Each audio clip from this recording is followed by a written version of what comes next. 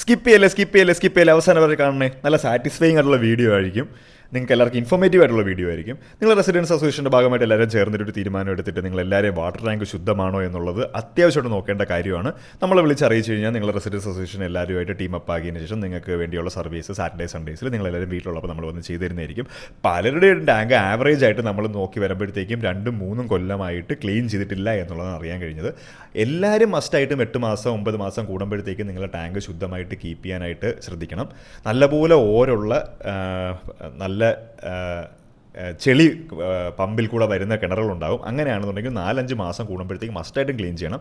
എങ്ങനെയാണെന്നുണ്ടെങ്കിലും വർഷത്തിൽ 2 തവണ ക്ലീനിങ് ആണ് ഒരു ആവറേജ് വേണ്ടത്. അപ്പോൾ എങ്കിൽ മാത്രമേ നമ്മൾ ലിവർ ഹെൽത്തും കിഡ്നി ഹെൽത്തും എല്ലാം വർക്ക് ചെയ്ത് നല്ല രീതിയിൽ നമ്മളെ ഹെൽത്ത് സംരക്ഷിക്കാൻ പറ്റത്തുള്ളൂ. അപ്പോൾ നമ്മൾ ഫുൾ എക്യുപ്മെൻറ്റ്സോട് കൂടി പ്രൊഫഷണലായിട്ടാണ് നമ്മൾ ഇവിടുത്തെ എല്ലാ കാര്യങ്ങളും ഹാൻഡിൽ ചെയ്യുന്നത്. അപ്പോൾ നമ്മൾ ടീമിനെ കോൺടാക്ട് ചെയ്യുക. കോൺടാക്ട് നമ്പർ നമ്മൾ കൊടുത്തിട്ടുണ്ട്.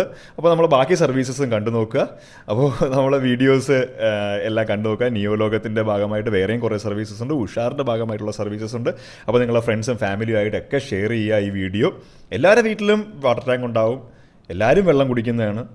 അപ്പോൾ നിങ്ങളെ ആരോഗ്യം ഈ സമ്മർ സീസണിൽ പല അസുഖങ്ങളും ഉണ്ടാകുന്ന സമയമാണ്. അപ്പോൾ മാക്സിമം ടേക്ക് കെയർ ചെയ്യുക. ഈ മഴയ്ക്ക് മുമ്പ് തന്നെ ക്ലീൻ ചെയ്യാനായിട്ട് ശ്രമിക്കുക.